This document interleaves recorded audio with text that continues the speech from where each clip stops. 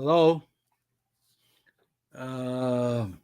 Magandang umaga, magandang tanghali, magandang hapon sa inyong magandang gabi sa inyong lahat. May emergency alerts lang ako para i-report sa inyo ang pagkondena ng ating presidente at ng ating vice presidente sa nangyaring bombing sa Marawi City doon sa Mindanao State University. So, kamakailan lang nagkaroon ng 7.5 earthquake sa Mindanao na may warning ng tsunami. So, kaya sunod-sunod na masamang balita po ang nangyayari. So, pakinggan muna natin yung press conference po ng AFP. Hindi ko na puputulin, hindi ako magbibigay ng komento habang pinapanood natin yung press conference ng AFP at ng Gubo Tidoro. Okay.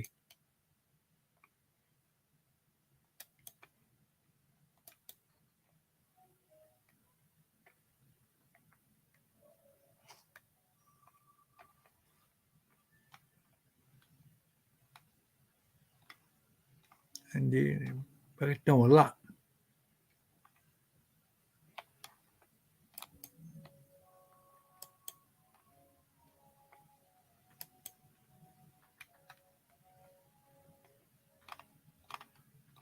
Hindi, nahanap ko na kanina eh.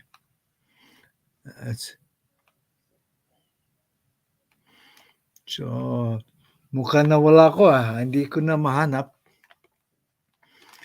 Pero mayroon po silang press conference.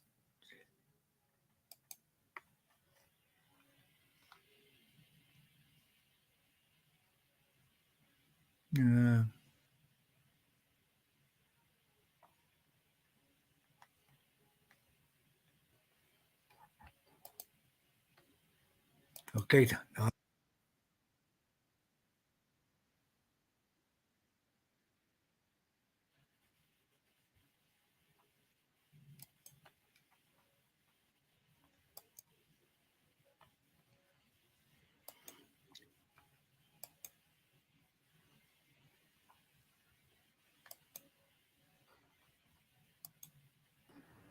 Even speculation, we cannot do that. No. We'll have to identify her first, then backtrack. Second follow-up lang, sir. Does this incident also have the footprints of the previous incidents in Sulu, which were also bombed a church? Do they have the same elements present, sir? I'll leave to General Bronner to answer, and General Peralta. So right now we are still conducting the investigation, but we see some similarities, no? Just some similarities. We don't want to conclude yet whether those who did the bombings in Holo are the same people who also did the bombings here in Marawi City. But again, because I mentioned about the recent gains that we had against terrorist groups, not just in Basilan, but also in Maguindanao and Lanao del Sur. We are trying to see if these are all linked together. Thank you. Thank you, sir. Secretary, magandang hapon po. Carlo Mateo po sa DCWB. Secretary, dahil sa pangyayari pong ito, dapat bang mabahala yung publiko? Lalong-lalo na ngayon dito sa Metro Manila dahil ngayon mga tao nasa mall na, nasa mga pasyalan, mga ganyan. Hindi po dapat ikabahala ng ating mga kababayan dahil nakita niyo, nasa amin po ang responsibilidad na pangalagaan ang kanilang kaligtasan sa mga ganitong insidente. At mismo na po ang Pangulo ang nanguna na atasan ang kinaukulang mga ehensya upang agresibong marisolba itong insidente na to at upang hindi po maulit ito. katulad po ng sinabi ni General Peralta, hindi lang po buong Mindanao, pati sa NCRPO, nag-heightened alert na po sila. Kaya po, ibigay ko po kay General Peralta upang maibahagi po niya sa atin po kung ano ang extent ng preparasyon po na ginagawa ng PNP at ng AFP din po. Kaninang umaga po ay personal nating tinawagan yung Regional Director ng National Capital Regional Police Office, si Major General Nartates, para nga po ay magpatupad ng mga kaukulang heightened measures dito sa buong Metro Manila.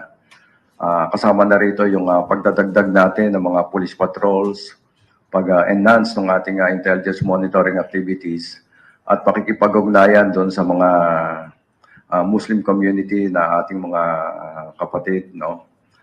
Makipag-usap sa kanila at sa iba pa pong grupo para magkaroon tayo ng mas holistic na countermeasures dito sa NCRPO. At ngayon po ay nag-create po kami ng Special Investigation Task Group para mag-focus dito sa nangyaring insidente na ito, no? Pinangungunahan nito ng ating Regional Director ng BARM, si Police Brigadier General Alan Nobleza. Personal din natin siyang tinawagan. Pati yung lahat ng Regional Directors ng Police Regional Offices ng Mindanao. Dinirekta namin sila na i-enhance lahat ng crime prevention activities, pati yung intelligence operations natin. Then inatasan din natin sila na makipag-ugnayan sa AFP, no? At sa ngayon ay yung ating explosives and ordnance units ay makikipag-coordinate sa AFP counterparts. We will compare notes para makita natin kung ano-anong insidente ang in the past ay may similarity at nang sa ganon magkaroon tayo ng leads kung sino mang grupo ang gumawa nitong insidente na ito. Sa AFP naman po, bukas ay pupunta po ako sa Marawi mismo para tignan po yung sitwasyon natin doon. Magkakaroon po kami ng command conference with all the commanders, the AFP commanders as well as the PNP commanders on the ground para pag-usapan po namin yung mga actions na gagawin namin. Nang sa gayon ay unang-una, matukoy natin kung sino itong mga grupo, those who are responsible, and to go after them. We have to go after them. And pangalawa, kung paano natin maprotektahan ang mga komunidad, hindi lamang po sa Marawi City, pati na rin po sa MSU, ano, yung mga estudyante doon ay natatakot na.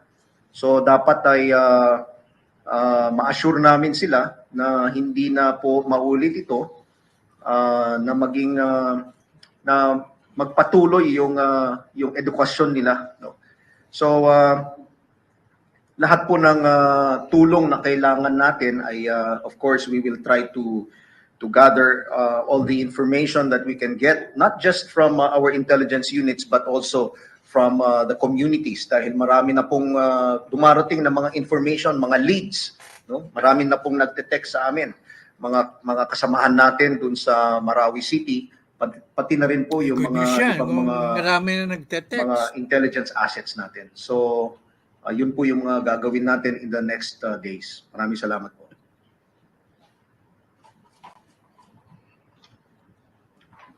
Val Gonzalez po, DZRH.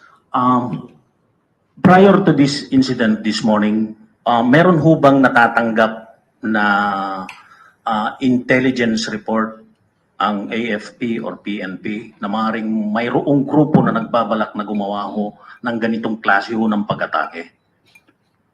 Hindi po namin masasagot na diretsahan yung tanong. Suffice it to state po na tuloy-tuloy po ang mga operations na nangyayari sa Mindanao sa pag-neutralize ng iba't iba pang grupo, no? Hindi po kami pwedeng mag-divulge ng any operational information hanggat matapos po ang investigasyon at resolution ng insidente. And I'll also take this opportunity na kaya po tayo nandito sa OCD, hindi lang po ang seguridad ng area ang ating pinangangalagaan, ngunit ang wellness ng mga tao, ang moral and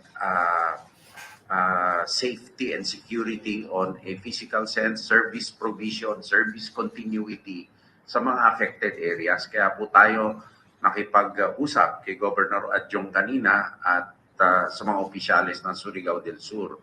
At pupunta rin po doon ang mga OCD regional directors na kasama po na makipagpulong po sa kanila bukas kasi importante din po ang civil defense interventions dito po sa mga situation na ganito.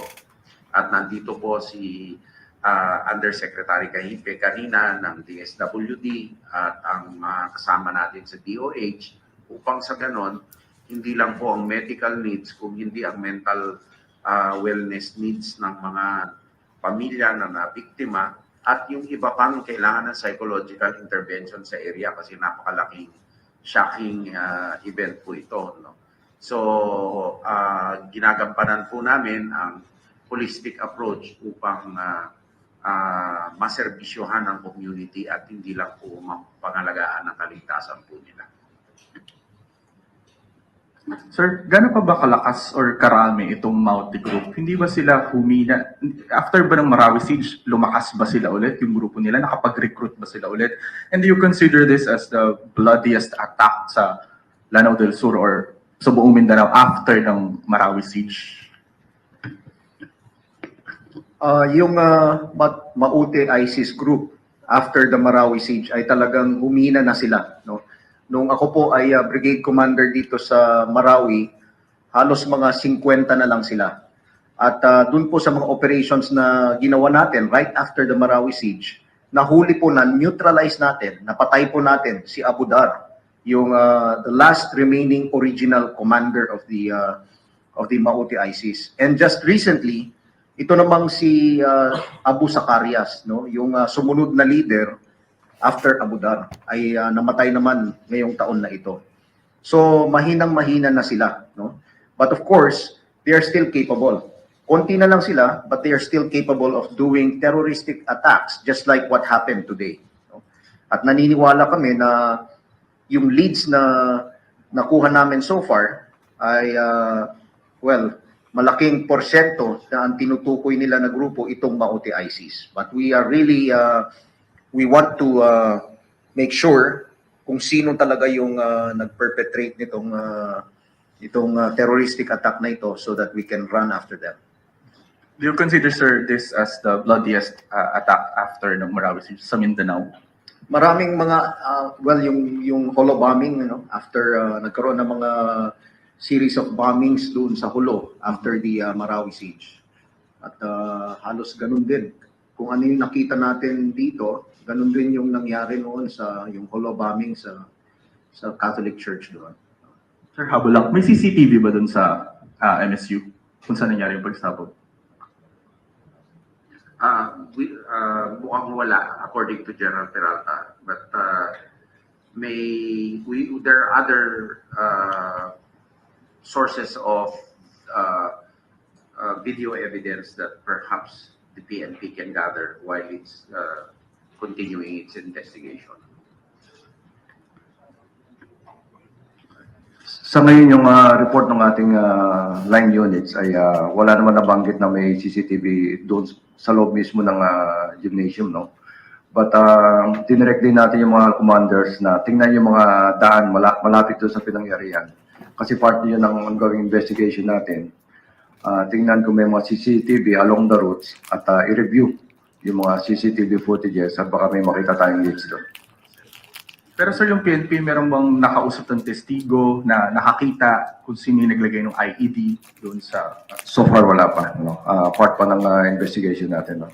Pati mga cellphones ay titingnan natin yan. No? Nung event of victims, titingnan natin. Sir, is there any recommendation ng additional troops sa Marawi?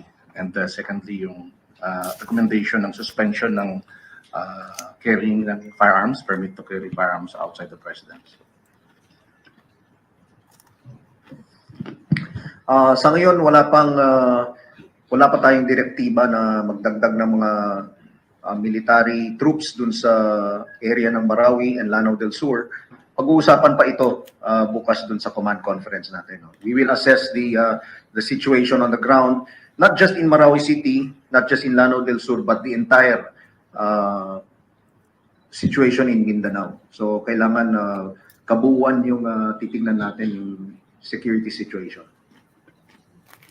For the PNP, we have enough forces there. There is no need to augment. No? At nakipagtulungan naman tayo, close coordination sa AFP at pati sa local chief executives. So far, there is no need to augment. Yung suspension ng permit to carry firearms ay siguro pag-uusapan pa natin ulit yan.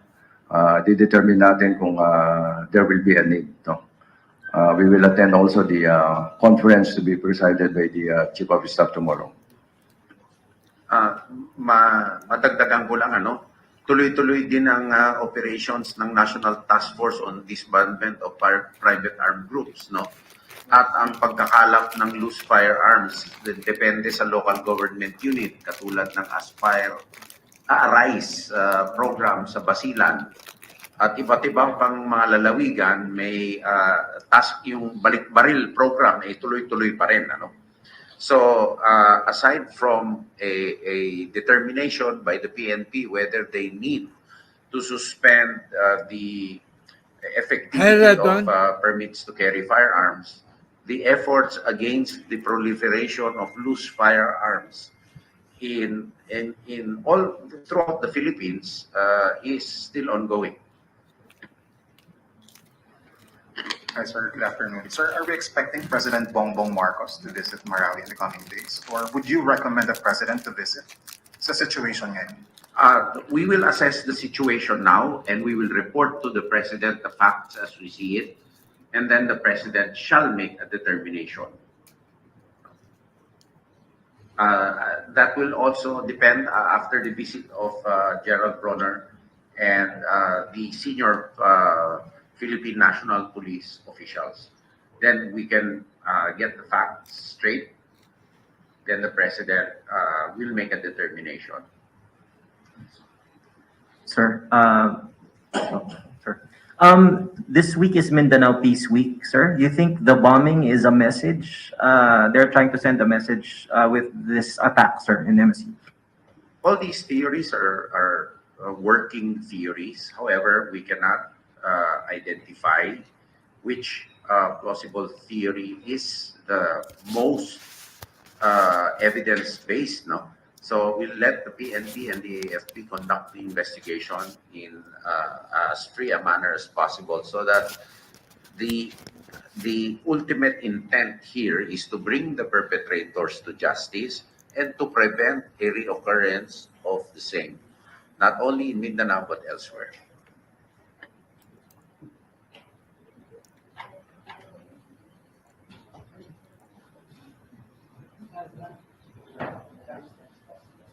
Sir, last question. Pahabol lang po. Bukod po rin sa binabanggit na 6mm mortar, na 60mm mortar, fragmentation. Meron pa ho bang nakita kung anong triggering device ang ginamit dito? So far, yun pa lang yung nakita na fragments. Anong concern yung bomb signature? Meron nakuha na po ba? Yan, tinitingnan natin sa mga signature ng iba't ibang grupo ng mga terorista doon sa Mindanao. Sir, last na po sa PNP. Sir, kailan mag-start yung heightened alert sa Metro Manila? And in-expect po natin na dadaming checkpoints sa mga kalsada? Kanina kagad, ang pagtawag natin sa RD-NCRPO at saka sa mga artist ng PROs, kanina mga 9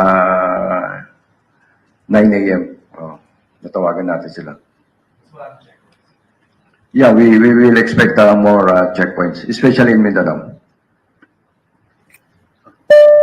Last question na po.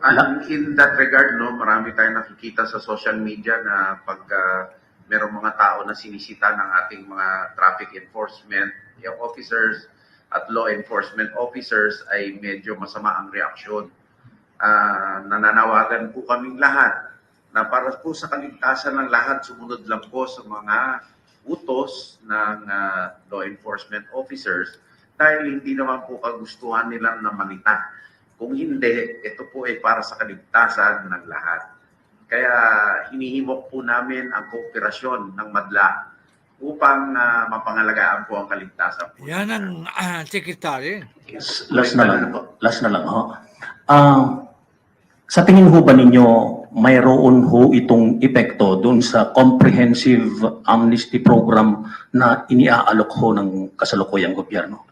Sa tingin ko walang epekto ito sa comprehensive amnesty program. Epekto. Tuloy-tuloy po ang comprehensive amnesty program at pagka ito ay niratify ng ating Kongreso, Senado at Lower House, ito po yung magiging epektibo. At tuloy-tuloy na po itong ipapaganap ng ating pamahalaan. Okay, maraming salamat po at dyan na po nagtatapos ang ating press conference at binabati po namin kayo ng isang magandang hapon. Thank you very much, sir.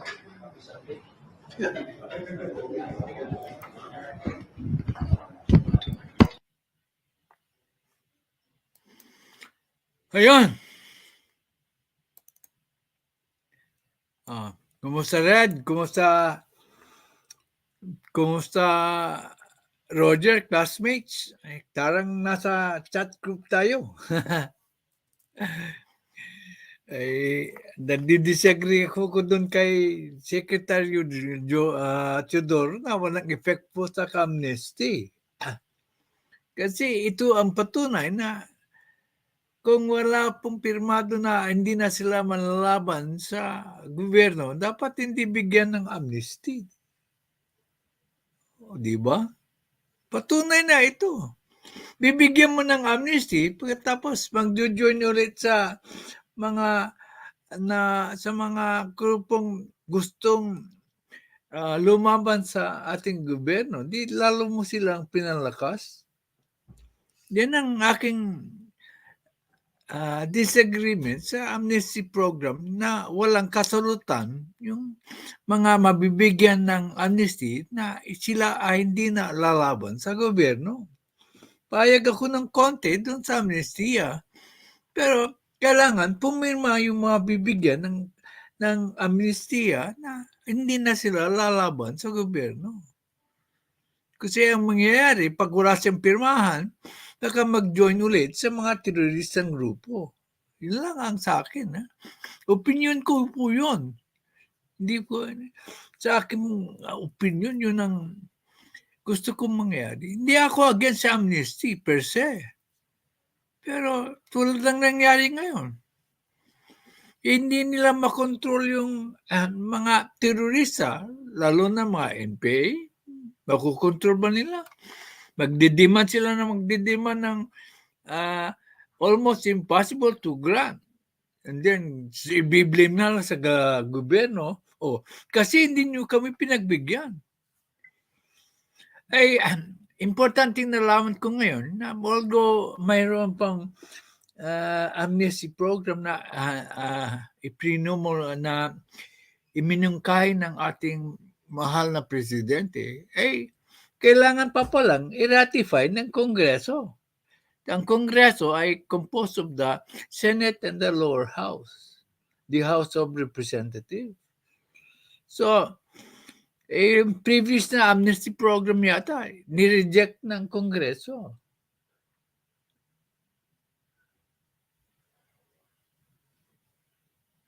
Tinago ni FPR di ama komunista at nilabas ngayon. Sutil ka, Roger. Hindi yan totoo. Bakit itatago? Biglang sabihin, kalyado ni PRD, mga komunista. Samantalang yung anak niya ay so against sa mga komunista. Ulitin ko. Kaya, kung di matibay po ang posisyon ng ating gobyerno laban sa mga rebelde at saka mga komunistang lumalaban sa ating gobyerno ay walang katuturan ang patutunguhan ng peace talks. Gagamitin lang nila yung ceasefire daw. Wala pang ceasefire na sinasagawa ng ating armed forces. Dapat walang ceasefire, no? Gagamitin nila yan kung may ceasefire na nangyayari po. Ang aking pananaw ko po yun. No? Hindi ko sinasabing tama ang aking pananaw. Baka gamitin ng mga komunistang MPA para mag-recruit at pagpalakas. Di ba yan ganyan ang nangyayari sa panahon ni Joe Masison? Kaya nga lumakas ang mga NPA. Dati malapit nang mawala na yung MPA nung panahon ni Apo Lakay. Yun ang nakakabahala sa akin. Okay. Pananaw ko yun. Magmalaya kayong magbigay ng inyong pananaw. Okay. Nagsalita na po ang ating mahal na presidente. Balikan natin ng sinabi niya, pero before that, pasasalamatan ko ang aking mga members. Thank you to all my members. My preferred members are Judy Basco, ang kanyang ninja, Judy CB, si Charlene Kim from South Korea, si DNL Opinions, si JJ First, si J. Dixon, maraming salamat. Ang regular members ko po ay sina Tessa Vargas, ang founder po ng SSTV family. I am proud to be an SSTV family member. Si Riddler Official, no pagkagaling po sa technical items yan. Si Ryan Woodward. Magaling kumanta si Ryan. Si Sexy Villa, may political blog siya. Magaling din. Si Lily Ragasa, si Lady Net, Arin Tusens, si Jose Magno. Siya kasali po dyan, si Ubach, 1975, si Virgilio Villanueva. Pag ganito mga oras, hindi na siya makakasali. Si Maribel C. Zabala, maraming salamat po. Thank you to all, to Team Lintek and their leader, Lintek. I call her my fairy godmother. At siya, kung ayaw niyang patawag na fairy godmother, fairy lang daw. At saka, thank you sa aking mga kapamilya na SSTV and their founder, si Miss Tessa Vargas. Okay. Ito po ang reaction po ng ating presidente. Hello, Daniel. How are you? Okay. I'll visit your channel later on.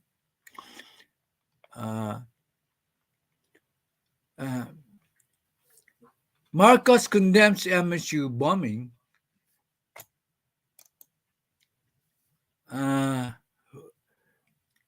Vows justice for victims. Story by Giselle Umbay, GMA Integrated News, published December 3, 2023, as updated December 3, 2023, 1:44 p.m.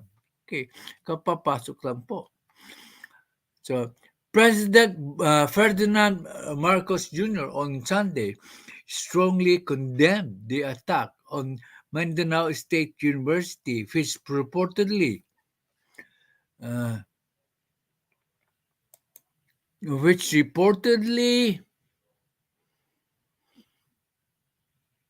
resulted in death to a number of civilians. As of the latest report po, 11 people died and dozens, mga 49 were injured yata.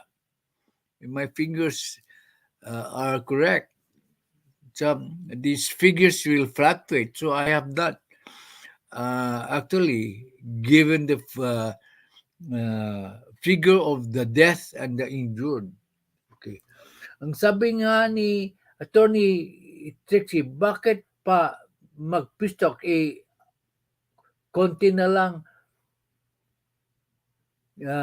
ang mga yan. Ubusin na yan dapat. Sabi niya yun, okay.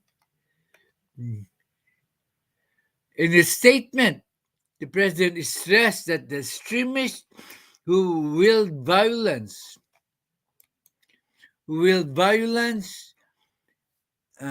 against the innocent will always be regarded as enemies of our society. Tama. Talagang kalaban ng society yan. I condemn in the strongest possible terms the senseless and most heinous acts perpetrated by foreign terrorists upon the Mindanao State University. Doon sa conference po, ay hindi pa sinasabi ng AFP na foreign terrorists. Pero dito, siguro, this is later, mayroon ng impormasyon si Pbbm na terroristang galing sa labas po ang nag-perpetrate ng bombing. Siguro yung ISIS. So, ang nagsabi po ay ang presidente. Yan din ang news abroad. President blames foreign terrorists in the bombings of the Mindanao State University. Siguro mayroon na siyang credible evidence na it came from, the attack was perpetrated by the foreign terrorists. Hindi na po ako nagsasabi niyan. Si Presidente nagsasabi foreign terrorists. Okay.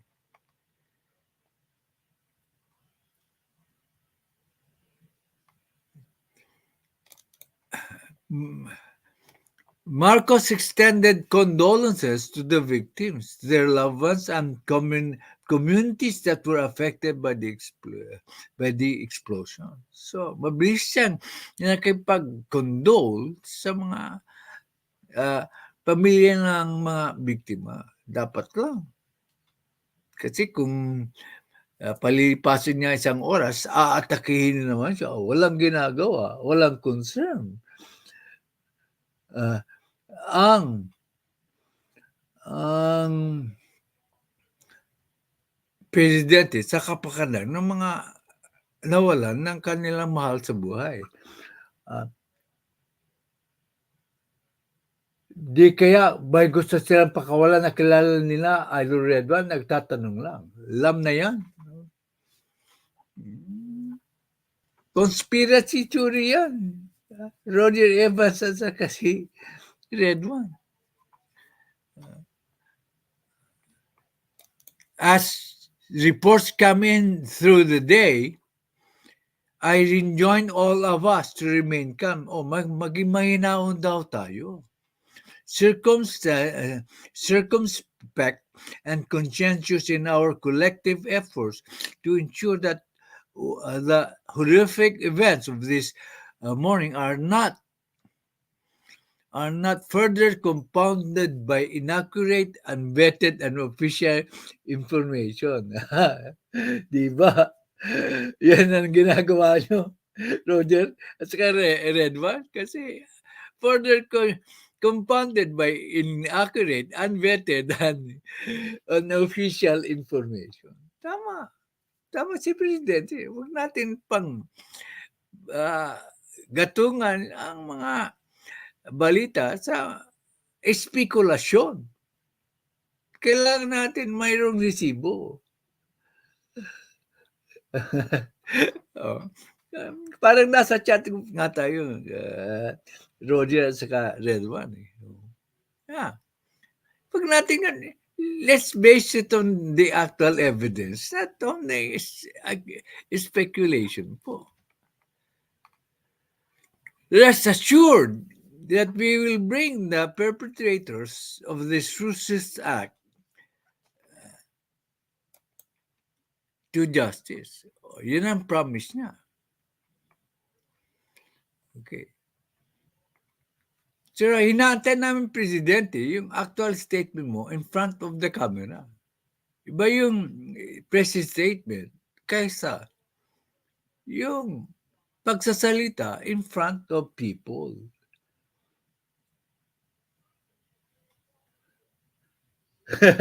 Wag nyo ako dalhin sa Kongreso for inquiry, tatay.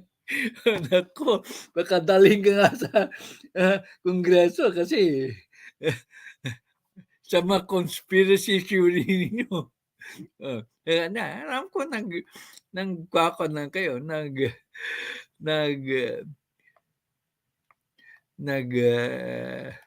nagsusutil lang kayo. Okay. Okay, ano pa ba? Okay. Ang maganda, at least mayroong isang tayong pinuno na nagsalita kaagad. Sino po?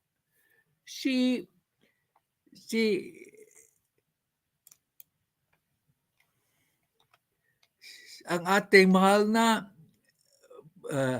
pangalawang Pangulo. Pakinggan natin ang kanyang sinabi po.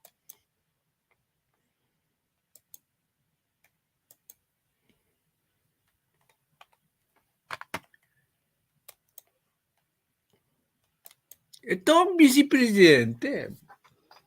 Ito po, I'm very proud of her. She condemns the attack. She tries to tell the people to be calm. She maintains that there should be a fight against terrorists. Binention po niya dito that when she first a mayor of Davao City, a similar incident happened in 2016. By the time she left office in 2016, nagkaroon ng bombing sa Davao City. And by the time she left, the Davao City was insurgency-free. So she knows what she is talking about. Okay. Mahal kong mga kababayan, Assalamualaikum. Madayaw ug maayong adlaw kaninyong tanan. Magandang araw sa inyong lahat. Nakikiramay po ako sa mga pamilya ng mga biktima ng pagsabog ng bomba sa loob ng Mindanao State University sa Marawi City nitong araw ng Linggo. Kasabay nito ay ang ating I am glad that there are at least one of the two highest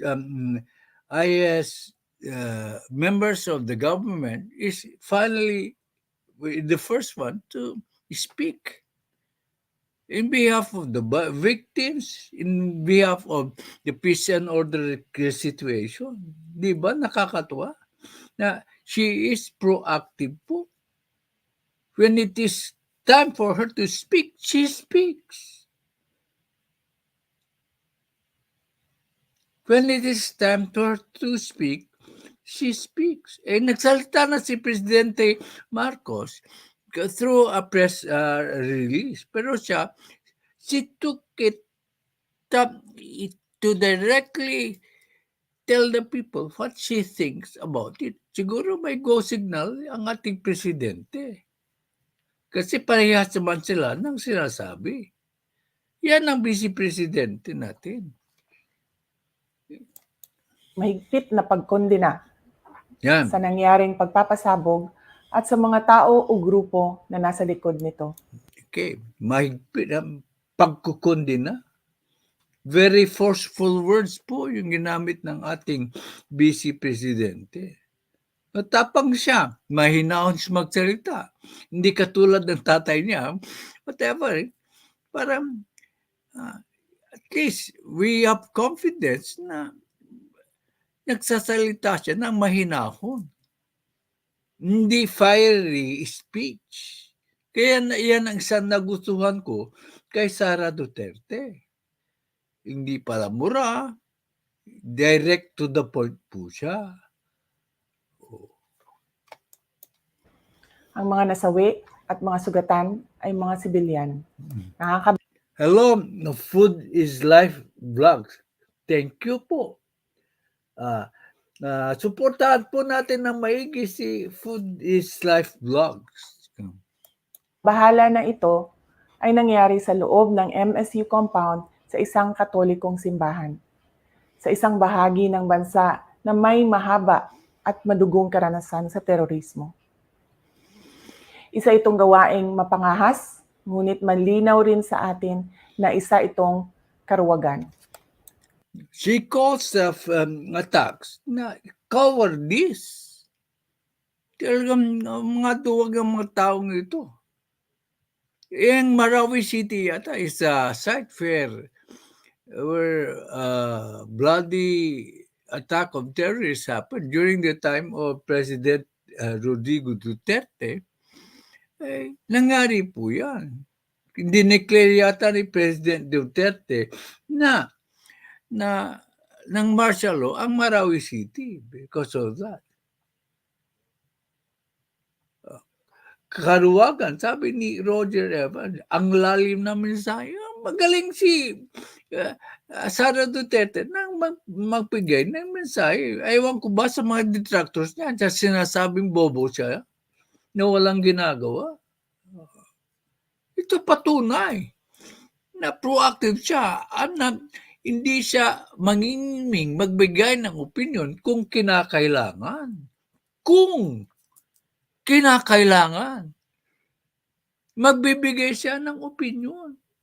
Kung parehas po sila ng pananaw ng ating presidente. Bakit parehas?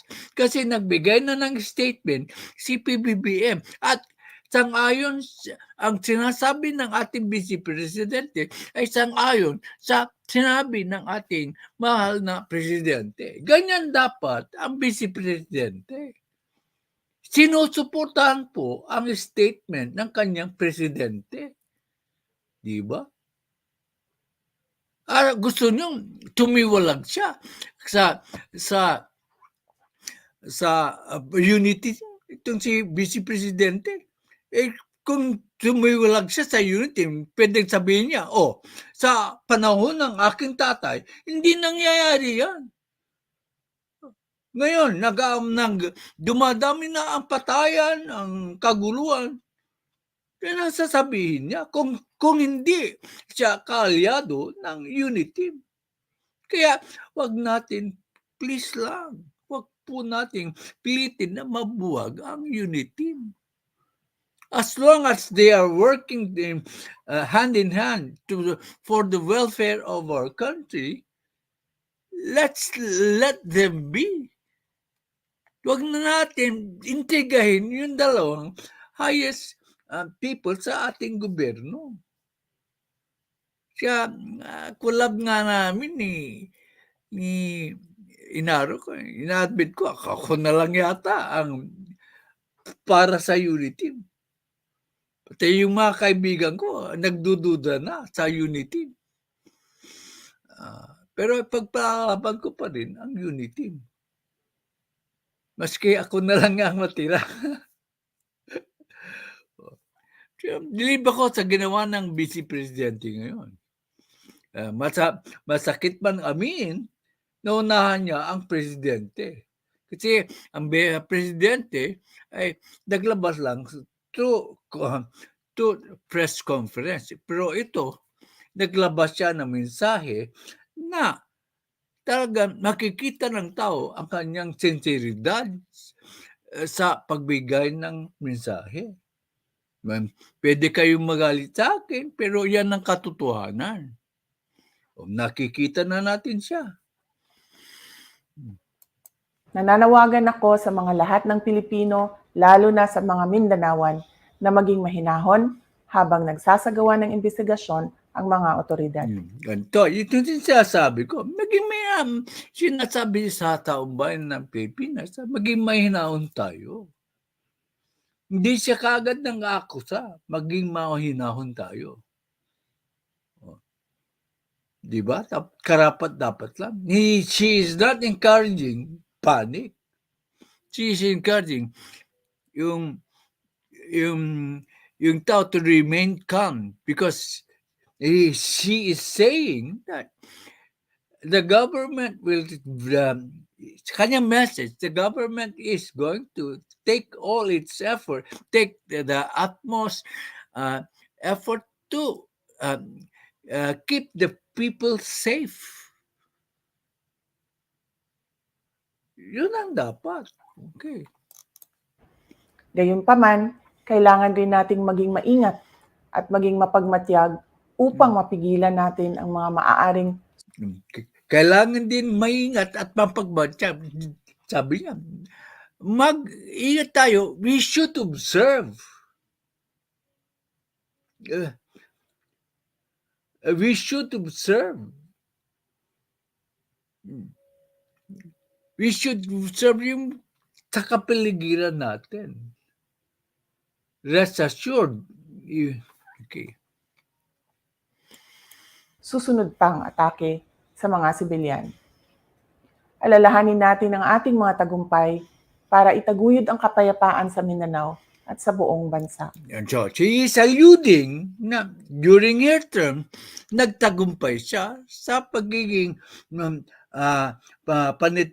pagiging insurgency-free ang Davao City. Despite the fact na nagkaroon ng kaguluhan doon sa Davao at the beginning of her term. Yan ang mga simpleng pahiwatig ng ating Vice Presidente. Kung mahusay kayo mag-analyze ng mga statements niya. Noong 2016, ilang sibilyan din ang nasawi sa pagsabog. Ayan, sinasabi ko. Yan. Inire-remind niya na it's not hopeless at all. Because in 2016, nagkaroon din ng bombing sa Davao City. But at the end of her term, the Davao City was insurgency-free. Yun ang hindi makita ng political bloggers na against kay Sara Duterte. Kasimple-simple lang naman . Hindi ko inaatake yung mga political bloggers. Sinasabi ko lang ang katotohanan. Kasi puro galit ang nalagi sa puso nyo. Hindi niyo makita ang positive na resulta ng pamamahala ni Vice President Mayor Inday Sara sa Davao. Kaya nga mahal na mahal siya ng mga taga Davao . Because they knew what she had done for the peace for the peace to be achieved in Davao City. Ang sabi ng lola ko, iba naman daw ang Davao sa buong Pilipinas. Huwag daw ikumpara. Huwag daw ikumpara.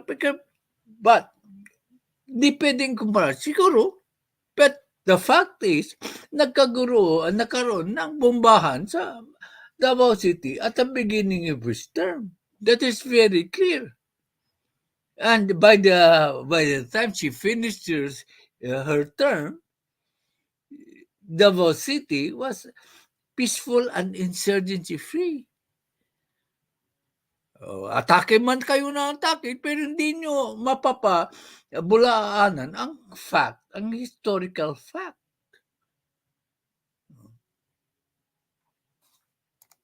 Sabog ng bomba sa Rojas Night Market ng Davao City habang ako ay mayor. Alam natin ang takot at sakit na dala. Okay. Hindi ko kilala ang lola mo, Tay Redwan. Wala ka sa lola ko. Lola. Mga hatutil kayo. Sa chat group na lang yan. Pero katotohanan lahat itong sinasabi ng dating presidente. Hindi po fake news yan. Saka dito sa channel natin, hindi tayo magpe-fake news. Walang conspiracy theory dito. Tatawa lang ako . Ng karumal-dumal na gawaing ito. Dapat ay maging matatag tayo sa harap ng mga hamon at patuloy na banta ng terorismo. Huwag nating hayaan na magtagumpay ang kasamaan laban sa bayang nagkakaisa. Sara. Mabigat ito. Ang sabi niya. Huwag nating hayaan na magtagumpay ang kasamaan. May mga pinatatamaan siya rito. Kongreso ba? Mabigat yan kung analyzein mo. Sila ang nakikipag-alyado sa Makabayang Bloc. So, wag nating hayaan na magtagumpay ang kasamaan. Pumapayag na yung mga kongresista dyan sa mga pakana ng Makabayang Bloc. Yung political real talk lang po ito. Pananaw ko po yun, ha? Hindi po pananaw ng iba rito. Pero yun ang nakikita ko na nangyayari po ngayon. Dahil sa political ambition, nakikipag-alyado sa mga Makabayang Bloc. Kung sino man yung mga politiko, nagkakamali sila. Ginagamit lang sila ng Makabayang Bloc para makamit ang kanilang mga programa at ipinaglalaban na ewan ko ba? Mas matindi ang lola mo. So, maswerte tayo, mayroon tayong vice presidenteng ganito na hindi po kumukontra kay Pbbm. Sabi nila, pabigat daw ang mga Duterte. Hindi po pabigat kasi kung hindi sila tumutulong kay Vice Presidente, mas lalo mahihirapan po si Pbbm. Malinaw po yan. Pag naging sila ang oposisyon, ay windang-windang ang gobyerno ng ating Pangulong Bongbong Marcos. Yun nga lang natake lang ni PRRD ang Kongreso, nagkawindang-windang na. How much more kung diretsahan ng katunggali ng mga Marcos sa mga Duterte? Ay nako.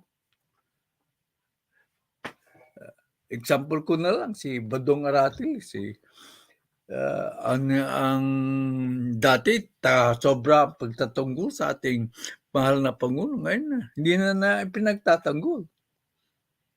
Sabi naman niya naging honest naman si Sir Badong.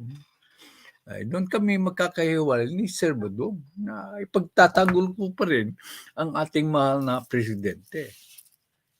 Pagtatanggol ko pa rin si Sara Duterte kasi maka-unity ako. Opo, kasi maka-unity ako. Hanggang hindi nagsasalita ang isa sa kanila na ayaw na nila sa unity, doon pa rin ako. Sa sinasabi nilang walang crack sa kanilang unity. Nasabihin na si Pipi Sara sa pagtatanggol mo at yung Peking Luis, nasabihan siya na si Pipi Sara pagtanggol mo at yung Peking Luis siya na sila daw magtatanggol pa Pbbm. Binanatan siya ng isang Pbbm supporter ko, no? Kaya hindi mo maalis sa kanya, Jack.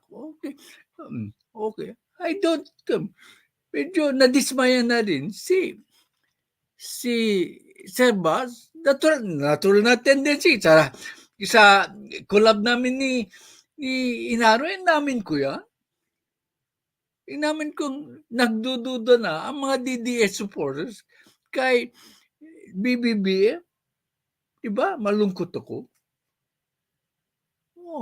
Kasi nakikita ko na sa mga kaibigan ko na nagdududa na kay PBBM.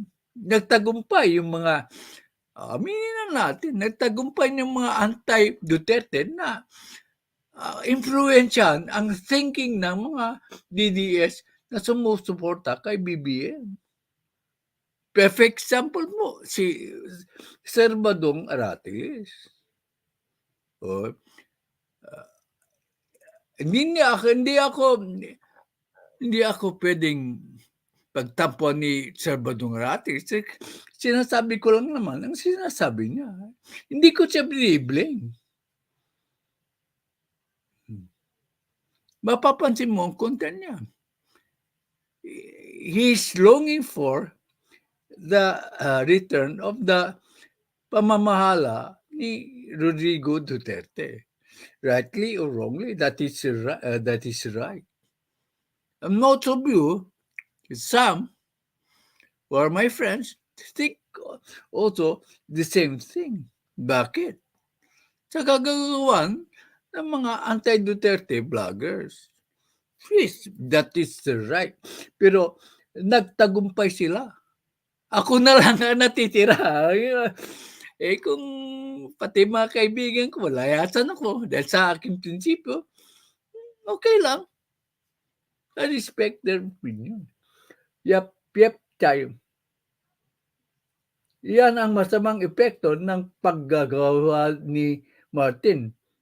Nagbumiram kay BBM. May sort of na katotohanan yung sinasabi mo. Kaya kailangan maging firm na rin si Presidente Marcos kung alam niya na nakakasira na. Then he has to speak firmly and for all Philippines to know that the partnership with the Duterte, with Sara Duterte at least, is intact and nothing can dissolve that partnership. Yan ang para mabawasan na itong mga intrigero. Mabawasan na po ang mga intriga. Kailangan magsalita na po one way or another. Diretsahin niya sa tao kung ayaw na niya sa unit team. Wag nang paligoy-ligoy din. Kita mo, nagsasalita na ako ng ganito. Wag nang paligoy-ligoy. Kung ayaw mo na sa unit team, diretsahin mo. Pero kung gusto mo pa rin sa unit team, diretsahin mo na rin. No ifs or buts. Para the lines are drawn. First time kong magsalita ng ganito. Kasi nakikita ko na yung unclear po yung posisyon ng presidente, nagkakaroon talon ng malaking hidwaan ng mga DDS supporter at saka mga remaining loyalist katulad ko. Ayaw ko ng gano'n. Clarify niyo na, Mr. President, kung nasaan kayo. Pagsabihan mo na yung pinsan mo na mukhang kaaway ni Senator Amy Marcos. Oo. Hello, Vincel Paisas, tamsakti ng Tatay Jaffers. Kinig lang ako. Okay. First time kong magsasalita ng ganito. Pero nakita ko na ang epekto. Para once and for all, clarified na yan. Huwag lang na yung isang salita lang ngayon ay makakalmado na ang mga DDS. Pero habang patuloy ka na you maintain your silence po, allowing your cousin to do whatever he likes, that is, ikaw din ang magsasuffer. Presidente, ako, loyalista ako. Ako bibigyan ng medalya? Hindi. Ako nagbibigay ng medalya. Mga sutil kayo na. Yeah. Okay. Sino mang kukontra sa akin, okay lang. Pananaw ko po yun. Kailangan nagsalita na si Presidente ni Marcos kung ano ang posisyon niya tungkol sa unity. Wag na siyang maging sobrang diplomatic. Maganda sometimes yung diplomasya. Pero ngayon, lalong lumalala ang ating problema dahil sa pagiging diplomatic siya. Ayaw niyang saktan ng mga kanyang pinsan. Kung pinagsasabihan niya, sekreto, pero hindi mukhang hindi sumusunod yung pinsan, anong gagawin mo? There will come a time kung ganyan ang presidente, napupuno na rin si Sara Duterte. Analysis ko po yan, ha?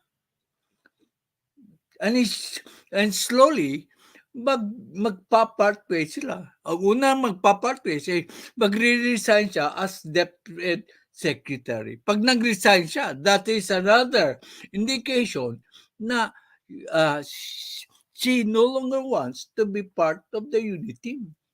Pag nag-resign siyang Deputy Secretary, yan ang another indication na the unity team has finally been broken up. I mean, gusto nyo bang maalis na Department of Secretary si Sara Duterte? When in the Octa research, siya ang best performance sa lahat ng Department of the government. Hindi yan lilalathala ng karamihang media. Ang sabi pa, ang headline ng isa, DWSD, number 2. Hindi lang minensyon ang number 1 na Department of Education ang number 1. Hindi po, ayan, sa maganda nagagawa niya sa DepEd. Kita naman sa utak, kaso di naman binabalita ng PNA. Mas importante daw yung second kasama. Yun kasi nasabi ko. Katalangalta ang bias. Ewan ko ba kung sino naman mahal sa PNA. Government agency yan eh. Kaya tuloy. So, mapupuno na rin si BP Sara kung patuloy na si Presidente Marcos maintains his silence because he is trying to patch things up. Let's make it clear. I stand with Sara. Sabihin mo yan in front of the people.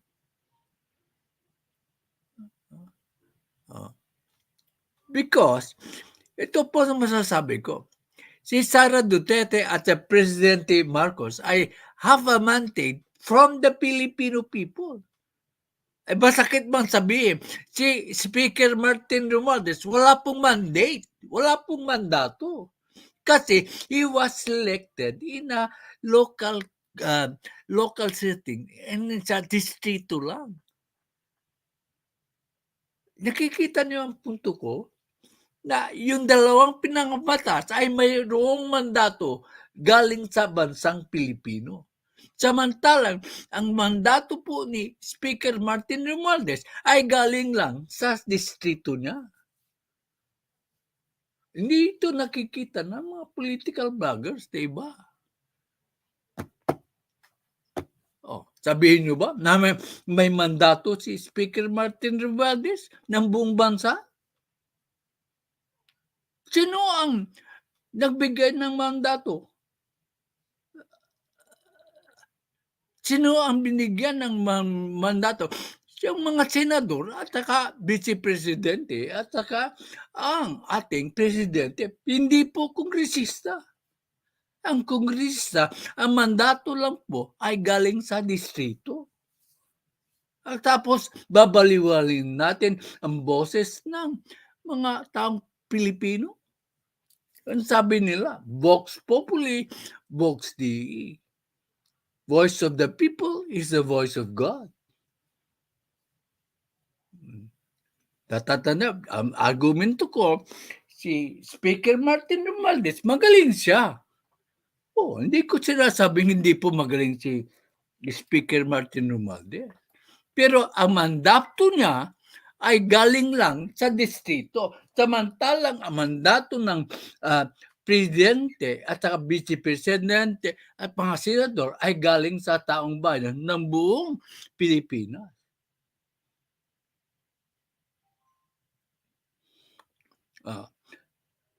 Mga political bloggers, nakukuha nyo ba ang logic po?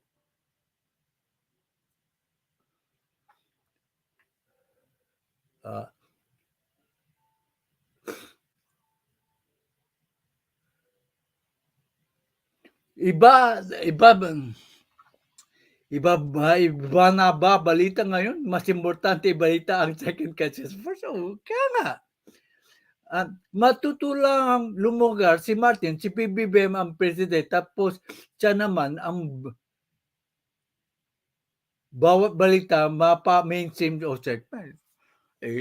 Mabiblima. Kaya nga, nung unang bumili siya ng share sa ABS-CBN, ay maganda sa kanya yan kasi magagamit niya yan sa politika. Di ba na? Yan, nagagamit na niya.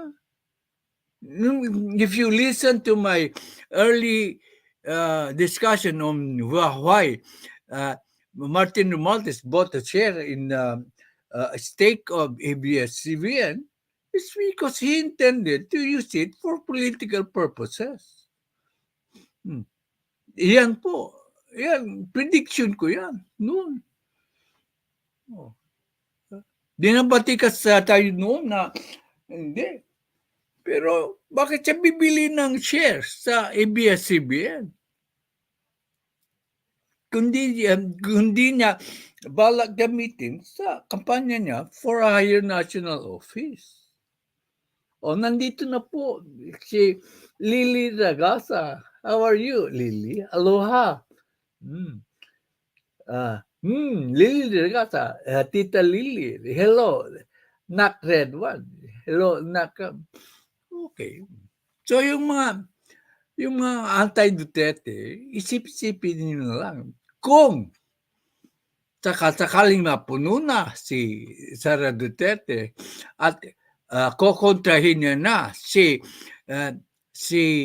Presidente Marcos, sigurado ka ba kayo mas matadali ang paggobyerno ni Presidente Marcos kung di na niya kaalyado si Sara Duterte? Pag-isip naman tayo. Ang aking pananaw, nahihirapan na po si Pbbm kung siya ay hindi na kaalyado ni Sara Duterte. Kasimple lang yan. Pag napuno na po si Sara Duterte, ay nagiging hindi na po matagumpay ang gobyerno ni Presidente Marcos. Pag hindi po maging matagumpay ang gobyerno ni Presidente Marcos, malabo na ang tsansa ni Sandro Marcos na maging presidente. Isip-isipin nyo yan. Isip-isipin nyo yan, mga aking kapatid. Yan ang aking posisyon. Ewan ko, yung ibang mga political bloggers, may kanya-kanyang posisyon. Nire-respeto natin ang kanilang posisyon. Yung akin lang, deep political analysis. Kasi sa ngayon, tinitrain na ni Presidente Marcos si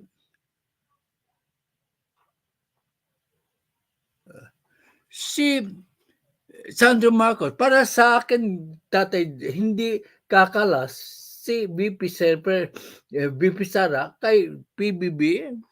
Yun din ang palagay ko. Unless na napuno na siya. Kaya nga, hindi po kakalas si VP Sara kasi respetado niya si PBBM. Kaya nga, maski halimbawa, hindi sa lahat ng posisyon ang nag-agree sila ni Presidente Marcos. I am sure of that. Kasi kami lang makakaibigan ni Roger Evans, ni Red One. Hindi kami parehas sa posisyon. Pero magkaibigan pa rin kami. Pero ganyan din ang pagkakaibigan ni Baby Sara at saka ni PBBM.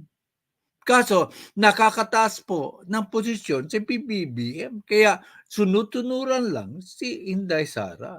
Kaya maswerte po. Sila pareho ay maswerte.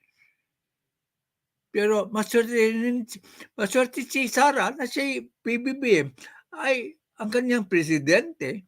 At kay Sara ay maswerte rin na si PBBM ay maswerte rin na si Inday Sara ang kanyang presidente.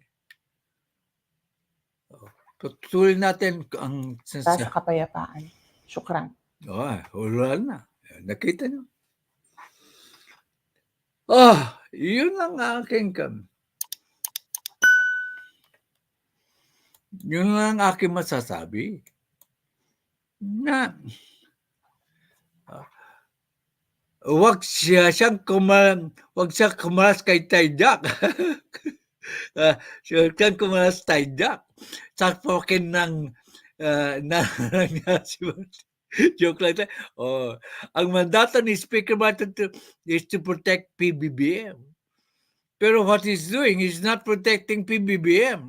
Let us be honest. Because it is now creating a divide po between DDS and the loyalists.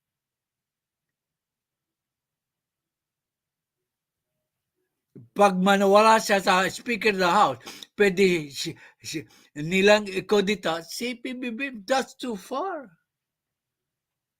Kung si Sandro ang pumulit,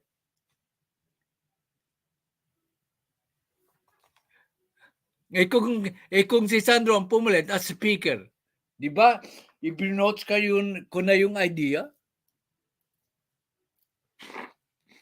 Hindi po mangyayari na si Speaker Romualdez ay matatanggal kasi mataas ang approval rating ni Speaker Martin Romualdez. Pero because of his political maneuverings, nasasaktan si PBBM. Bakit nasasaktan?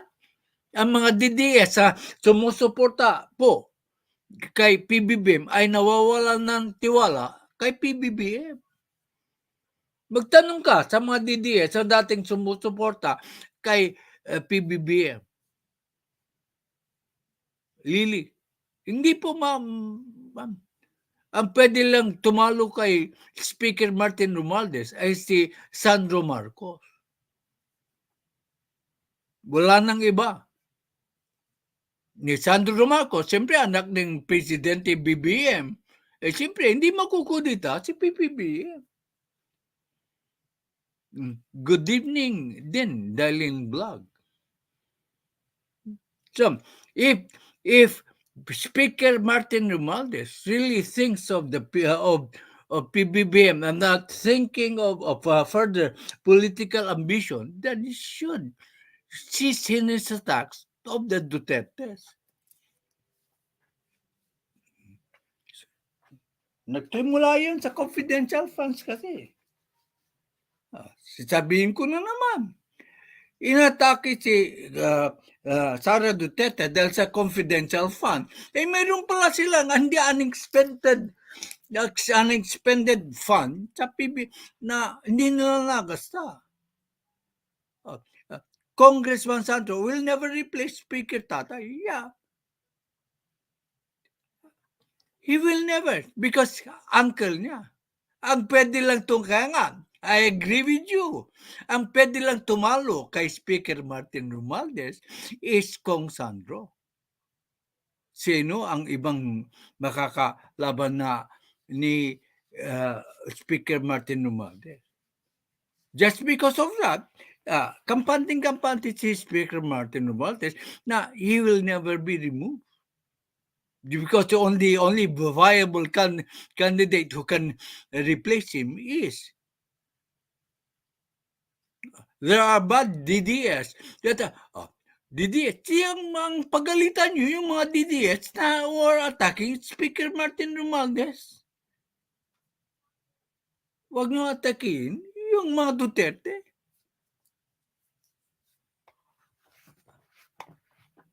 Tama.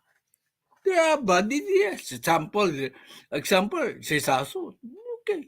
Tiyatakin nyo yung mga ganyang DDS.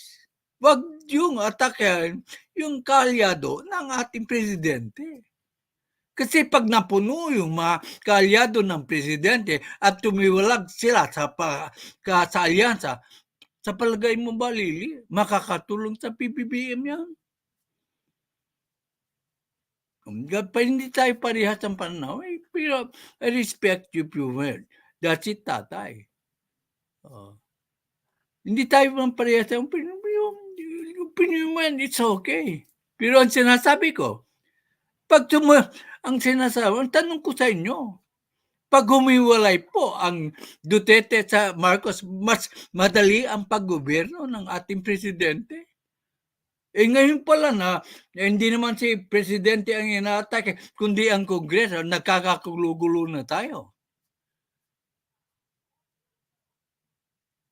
Meron ding loyalista vloggers sa panitira kay BP Sara. Ba't sila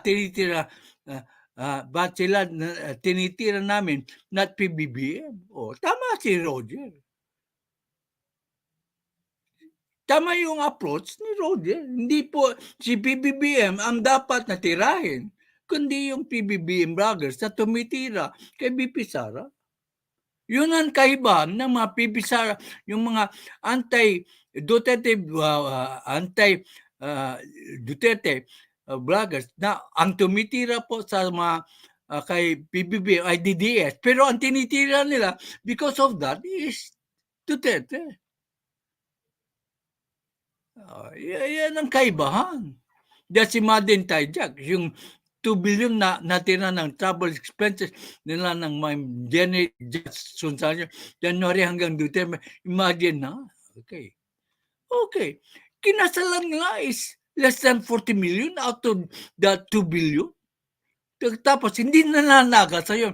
Kung gusto nang ibigay yun sa West Philippines, pwede pala. Bakit tinanggal yung confidential fund ni Sara Duterte?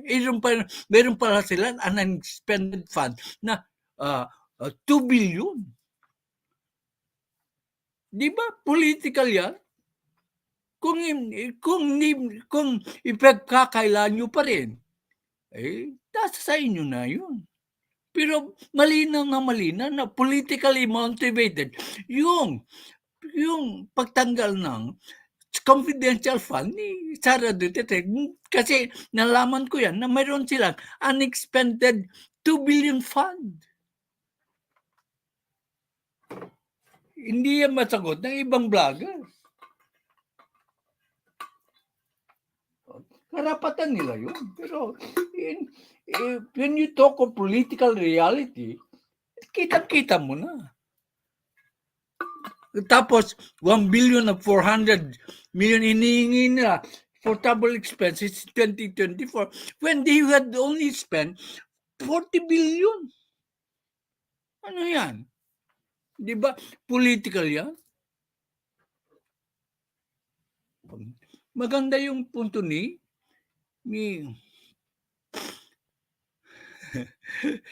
Roger Evans. 39 million lang gastos nila. So, dapat next year, malaki na ang 100 million. Correct. For that, you get the first medal. That is precisely the point. That is precisely the point. You get the first medal. 39 million lang ang gastos nila. So, dapat next year, malaki na ang 100 million. Correct. Don't you think? Don't you think that is a reasonable argument of Roger Evans? Kasi ako nagpre-prepare ng budget noon. And the budget is based on the actual expenses incurred by that department previous year, not biro mo, 49 million, huhingi ka ng 1 billion and 400 million. Pasasayang na naman ang pondo na hindi magagamit. Sobrang laking underspending naman yun. Kung di na ginasto ang may na 1 billion budget, di pwede lang ilan ito sa ibang bansya ng kailangan ng budget. Correct again. Budget is done, isn't it? Yes. The budget is done. Then they requested 1.4 billion. But ang tanong, magkano ba ang nagasa ng Kamara for travel expenses?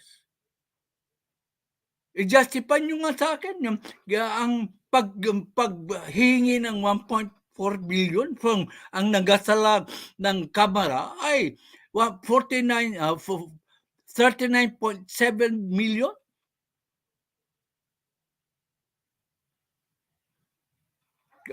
Kaya is done. Kung kailan tapos-tapos tita, saka natin na-discover na 39 million lang pala ang ginastos nila. Hindi ko alam yan. Sila ang naglabas doon sa hearing na pinapalabas na mali ang SMNI. Mali ang SMNI. Ang sinabi na ang SMNI is 1.8 billion when in fact, the amount is 2.066 billion. Understated pa nga yung SMNI figure.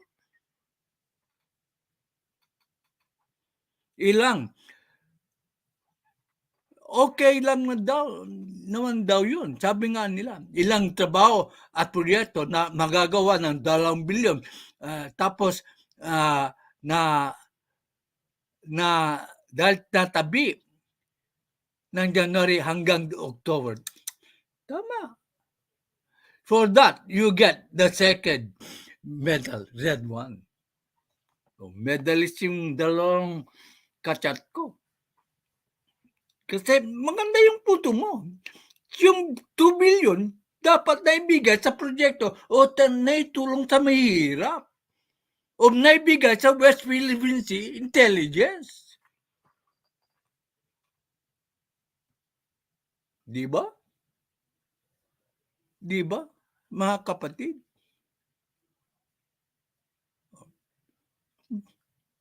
Pero hinahangaan natin din si Speaker Martin Romualdez kasi hindi siya baldas. Matipid siya. 39 million lang ang nagasta nila. Pinapalakpakan po natin si Speaker Martin Romualdez na hindi kinurakot yung 2 billion. Pero it is unthinkable, it is illogical to ask for 1.4 billion allocation appropriation when you could only spend 39 million during the past year. Sinong kukontra sa akin yan? I will respect your opinion. But can you justify the fact that you are asking for 1.4 billion when you spent only 39 million the last year?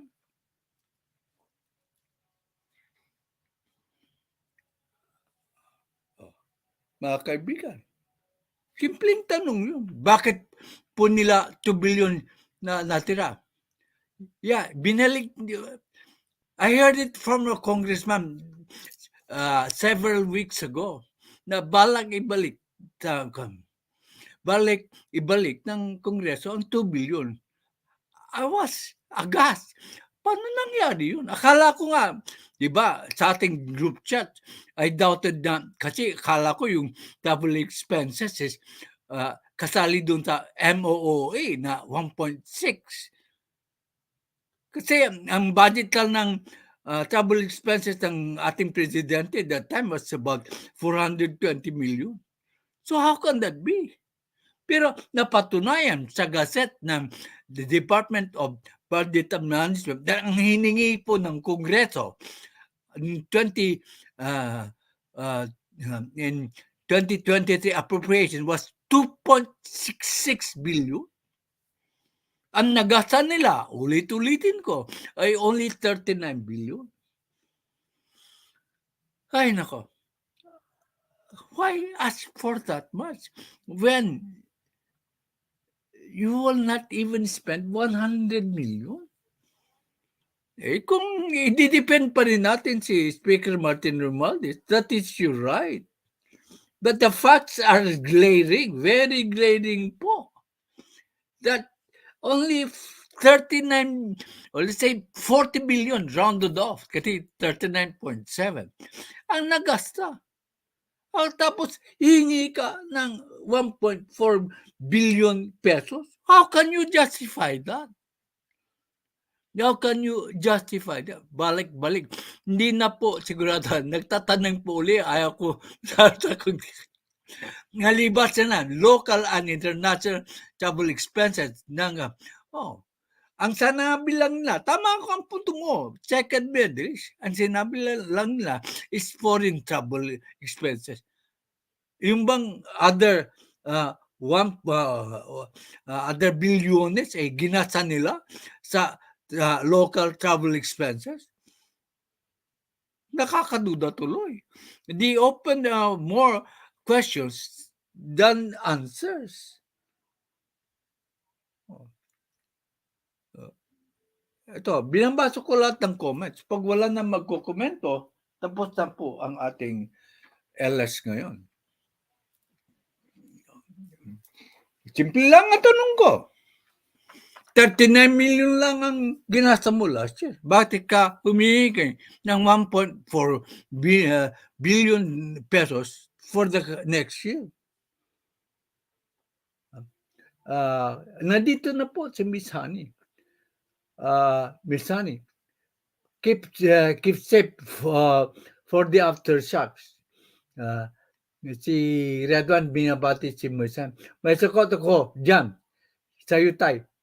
100 million ni Sara, hindi nga ma-explain na-explain niya sa plenary nung sa executive session. Yung 125. Yung na-explain niya ni BP Sara. Kaya siya na mismo ang umayaw. Pero mo, nagpakumbaba si BP Sara.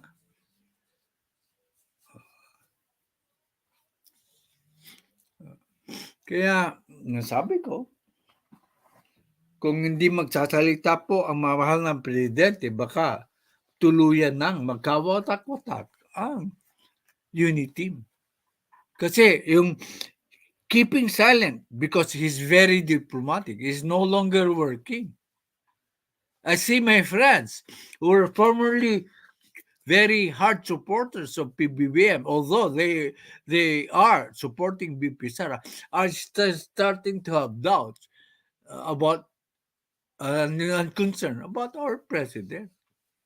The longer he keeps his silence, the more the problems, his problems, will continue to mount up. Yan point ko. Siya, yung tinatawag ng ICC, pag bumalik na siya, sigurado wala ng unity. Kaya sigurado ko na hindi po babaliktad ang ating presidente. Yung mga kongresista lang ang mahilig magpabuwag ng unity. And yung kongresista, sino nagkokontrol ng kongresista? Di ba? Si Speaker Martin Romualdez.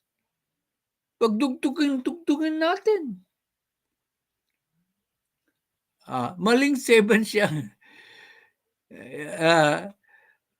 Maling 7 siya, tatay siya. Agreed. Bawal yung humingi na ka ng excess fund sa DBM kung di mo ito gagastusin. Di ba yan lagi ang puto nila tuwing budget hearing? Yeah. Sila, binaviolate nila yung prinsipyong yan. Ano yan? Makatagong pork barrel nila? Pwede. Pero hindi natin alam. Kaya dapat ang suggestion nga, fully auditable yung mga funds ng Kongreso, hindi lang certification. Yan ang sagot dyan. Humingi man sila ng mapakalaking budget. They should itemize yung expenses. Wag lang certification. Diba? Dapat i-certify niya. They should itemize yung mga expenses na kanilang pinagkagasaran ng ibinigay na pondo. Para walang question. Tama po ang suggestion ni President Rodrigo Duterte. Anong masama na mag-suggest na i-itemize din ang expenses ng Kongreso? Bakit overprotective ang mga congressman sa kanyang suggestion ng dating presidente? Yan ang tanong. Bakit sila gumaganti ngayon kay Duterte, kay ex-PRRD? Dahil sa sinita sila ni PRRD?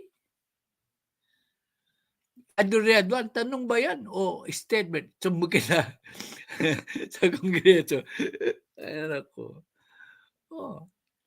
Ang tanong ko, mali ba yung suggestion ni ex-President Rodrigo Duterte that they should itemize their expenses?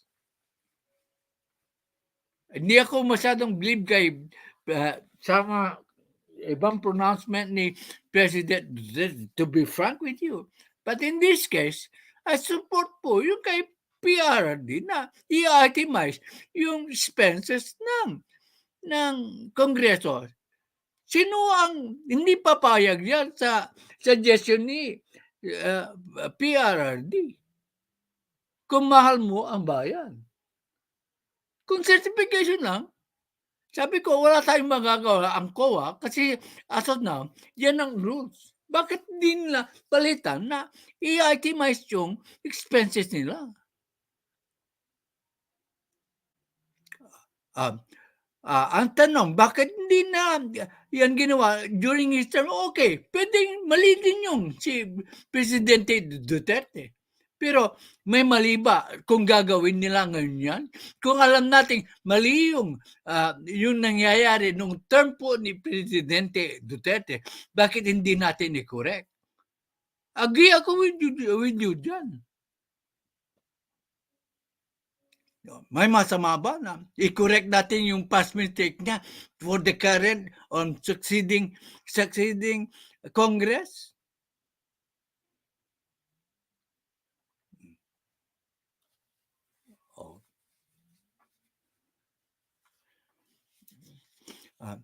Tita Lily, naabutan niya as president, hindi siya pwede makialam because of separation of powers dahil sa presidente siya.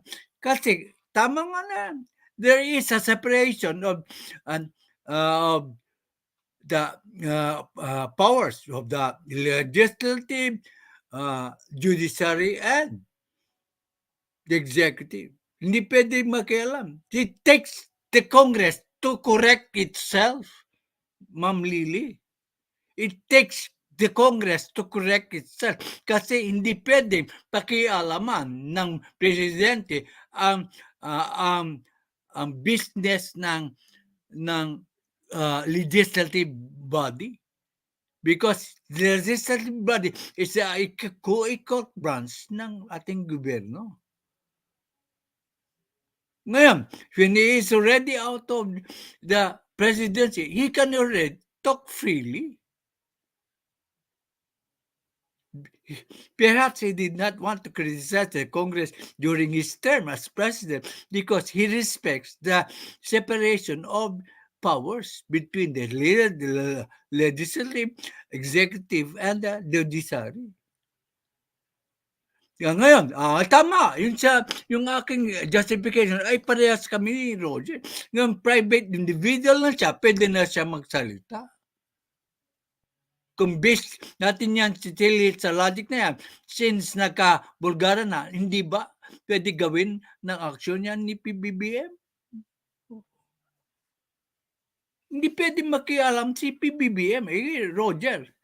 Kasi nga, there is such thing as called separation of powers ng legislative, executive, at the judiciary. Hindi rin pwedeng makialam si Pbbm dahil siya ang presidente. Correct! Ang gagaling ng mga analista ko dito.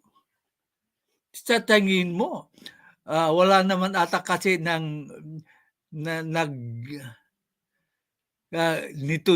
naghayag ng issue nito noon. Kung nagkaroon ng problema, siguro hindi tungkol sa travel expenses na yan.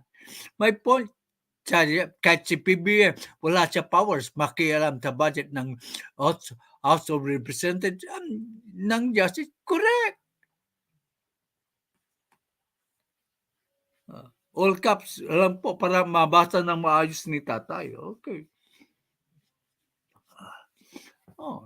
Yan sagot dyan, Manang Lili. There is a separation of powers ng legislative, judiciary, at saka executive department. Hindi sila pwede magkialaman. Kaya ang rules ng Congress is the rules within the Congress itself. It does not involve the President. Bakit nawala?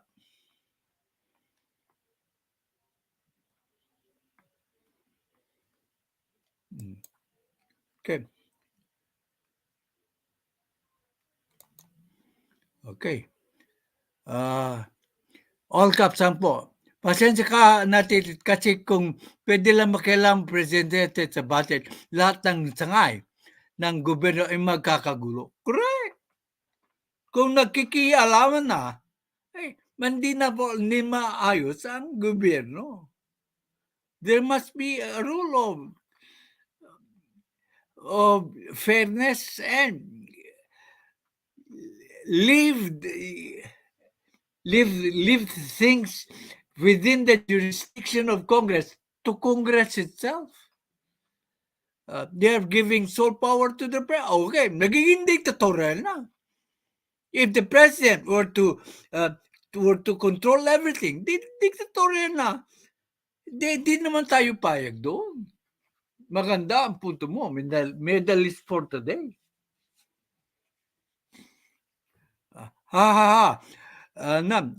Erica,